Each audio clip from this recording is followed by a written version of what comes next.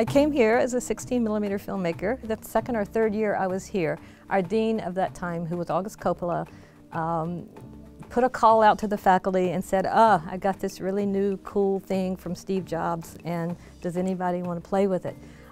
What it was a beta version of QuickTime, the first digital media thing ever.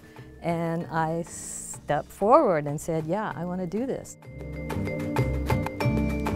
We did a project called CinePlay, which was, as far as I know, one of the very first interactive cinema pieces ever.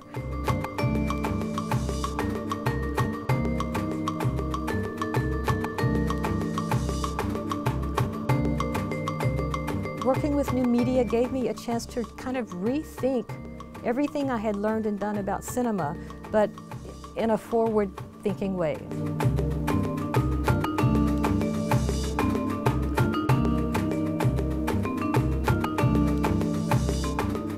What we're trying to do is take the idea of cinematic tradition and add interactivity to that.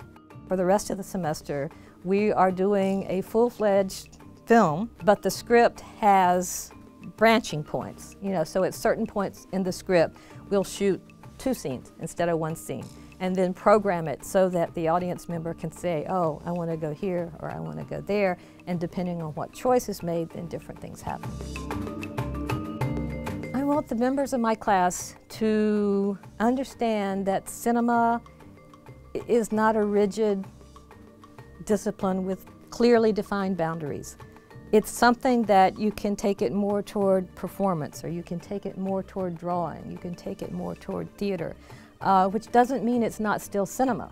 So the idea is I like to encourage my students to think about how much can I change something and still call it cinema. What's really important is that you figure out your own voice.